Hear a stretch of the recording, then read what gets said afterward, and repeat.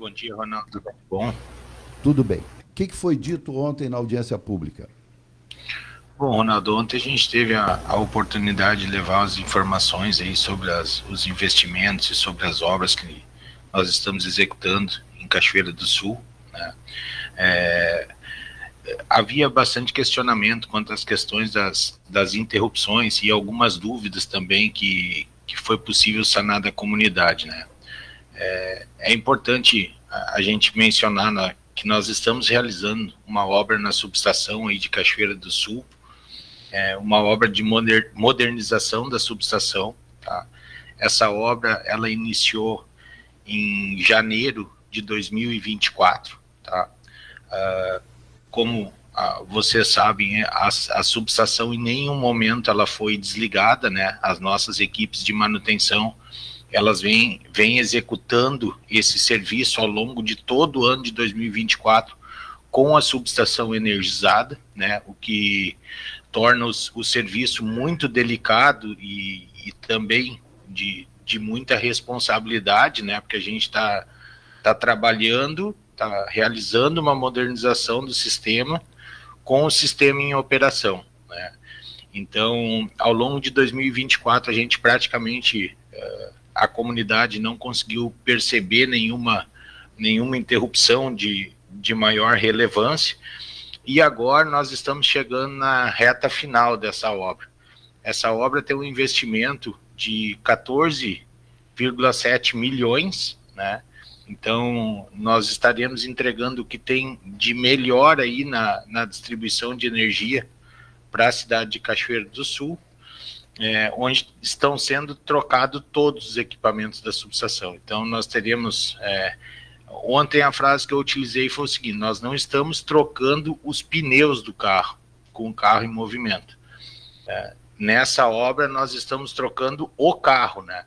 Então é uma obra muito importante para a cidade, tá? E agora em questão até a metade do próximo mês aí essa obra deve estar sendo concluída, né?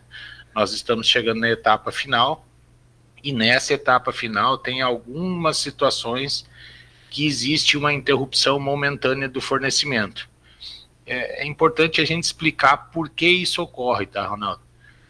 Quando a gente tem interrupções de curta duração, essas interrupções são características para que a gente possa isolar um equipamento dentro da subestação e realizar uma transferência de carga. Então, por que essas interrupções ocorrem? Ao invés de nós ligar um equipamento e deixar lá 2.000 clientes ligados, nós fizemos um remanejamento de carga e possibilitamos que todos esses clientes sejam supridos por uma fonte alternativa de alimentação. Tá? Então, isso também requer um esforço da distribuidora, porque nós tivemos que adequar o sistema de distribuição, o que tem na rua, para que a gente pudesse realimentar em todas as possibilidades dos clientes, para que a gente não deixasse ninguém desligado durante a execução da obra. Muito bem, Eduardo. Acho que está bem entendido isso, né? E as melhorias são muito bem-vindas. Houve também na audiência ontem alguma reclamação sobre a atenção que é oferecida para o meio rural, para algumas redes que necessitam de energia de 380 volts, ou alguma coisa assim. Pode nos explicar isso? Perfeito. A situação que nós tivemos, mais complexa, eu diria, foi na região do Irapuazim. Tá? Ali tinha duas situações, tá, Ronaldo? Nós tínhamos um problema gravíssimo lá quanto à questão de vegetação na rede, tá? Tinha matos de eucaliptos ali, de 40, 50 metros de altura, plantado a menos de 10 metros da rede. Então, no Irapuazinho, ao longo de 2024, nós iniciamos uma obra lá de grande porte. Nós trocamos mais de 800 postes de madeira por concreto, tá?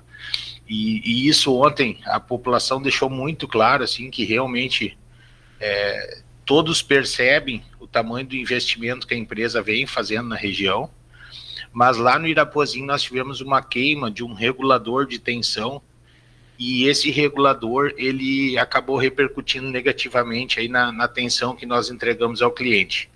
tá? Esse equipamento foi substituído, mas o regulador de tensão, é importante mencionar, ontem eu comentei com as pessoas que estavam na Câmara de Vereadores, ele não é um equipamento tradicional que tu tira da prateleira, pendura na rede e está resolvido. Ele é um equipamento extremamente complexo, ele precisa de ajustes, precisa envolver a área de engenharia, precisa de adequação de malha de aterramento, então tem uma série de questões técnicas associadas a esse equipamento.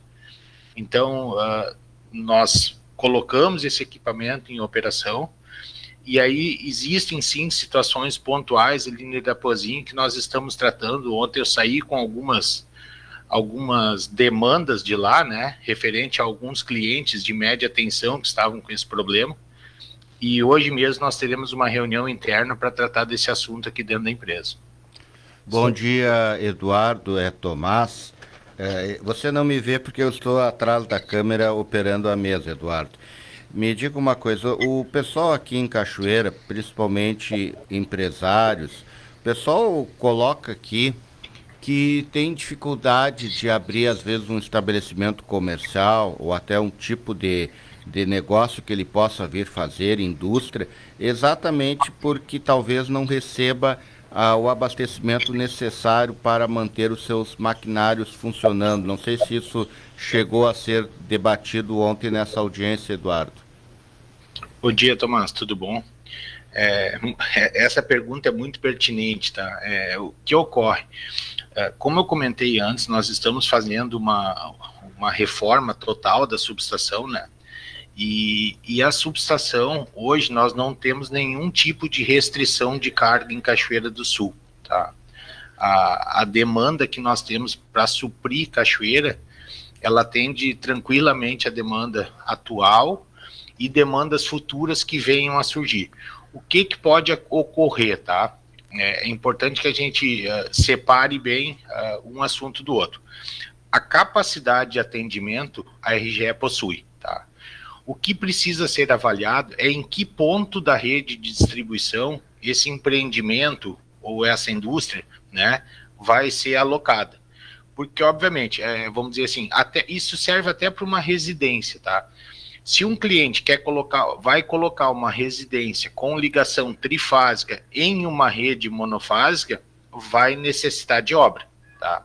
Então, assim, existe um rito dentro da empresa que quando o cliente pede uma ligação, ou seja, uma extensão de rede ou um aumento de carga em uma rede de monofásica para trifásica, a RGE elabora o projeto, faz o levantamento, elabora projeto, encaminha orçamento, todo o projeto detalhado ao cliente, conforme estabelecido pela resolução 1000 da ANEEL, tá? E aí vai ser estabelecido se existe participação do cliente ou se a obra é totalmente de responsabilidade da distribuidora, tá? E no projeto vai constar o prazo de execução, tá bom? Então, assim, isso precisa ficar muito claro. Não há limitação quanto ao atendimento da demanda. O que pode ocorrer em determinadas situações, porque às vezes, vamos dizer assim, pega um distrito industrial, vai ser ampliado o distrito, e esse cliente vai fazer uma instalação aonde atualmente não tem uma rede elétrica. Então, obviamente, a gente vai fazer um projeto para fazer a extensão, mas nós não temos restrição de atendimento para a cidade de Cachoeira. Estamos conversando com o consultor de negócios da RGE, Eduardo Doring. Eduardo, já que falasse em distrito industrial, nós temos o Distrito Industrial do Porto, que é um distrito estadual, e que tem duas empresas projetadas para serem instaladas, tá? Existe uma rede de alta tensão, acredito, que vai até a Cargill, as margens do Rio Jacuí, ali pela volta da Charqueada, mas o distrito industrial propriamente dito, que são em torno de 110, 120 hectares, eles não têm rede própria. Essas empresas vão ter alguma dificuldade para se instalar ali? Normalmente, empresas de médio a grande porte, quando elas fazem o pedido de ligação, elas vão precisar fazer uma subestação particular, tá? Então, elas entram com um projeto elétrico e, nesse projeto, a RGE já vai avaliar a necessidade de extensão de rede, tá? Então, o que a empresa sempre reforça é a questão de planejamento, né?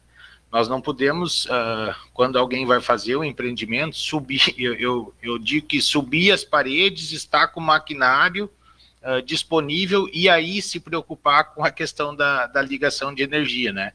No momento que começar a planta lá de edificações, o cliente já precisa entrar em contato com a distribuidora, porque obviamente existe um plano, um período aí, né, que precisa ser respeitado. Como eu falei anteriormente, à medida que for feito o pedido, em 30 dias nós entregamos o projeto, né, a elaboração do projeto, com custos, com os orçamentos, para que o cliente tome a decisão. Então, nesses casos, o prazo de execução da obra, ela está relacionada ao aspecto técnico. Conforme a complexidade da obra, é o prazo de execução. Tá? Isso é determinado pelo órgão regulador, que é a ANEEL, né? Não é uma escolha da RGE, mas sim a gente respeita o que está definido na resolução. E o cliente tem duas opções de executar a obra. Ou pela RGE, né? Ou então ele contratando uma equipe particular, uma equipe terceira, que é de responsabilidade dele, ele vai executar a obra, e aí depois ele encaminha essa documentação para que a gente faça a fiscalização e posteriormente a energização da rede. E a questão que alguns levantam de que essas interrupções, o retorno de energia, às vezes não exatamente na tensão, provoca alguma queima de equipamentos elétricos. Como o consumidor deve proceder? A queima de equipamentos, esse foi um assunto que a gente tratou ontem também, né, na audiência, também segue um rito da ANEEL, né, a distribuidora é obrigada a respeitar o que consta na resolução 1000 e determinado pela agência reguladora. O cliente deve entrar em contato com os canais de atendimento da empresa, né, e registrar a avaria dos equipamentos. Aí a empresa, o atendente vai direcionar o procedimento para ele e obviamente tem que apresentar alguns documentos, né, para que possa comprovar, e nós vamos avaliar internamente se houve a interrupção, se tem alguma associação à queima de equipamentos, e ocorrendo isso vai ser ressarcido o cliente. Muito bem. Eduardo Doring, consultor de negócios da RGE, muito obrigado pela gentileza de atender a Rádio Vale e nos dar esses esclarecimentos que, na verdade, são para os nossos ouvintes e nossas prezadas ouvintes. Ronaldo, eu que agradeço a oportunidade. Tomás, um abraço para vocês e obrigado pela oportunidade.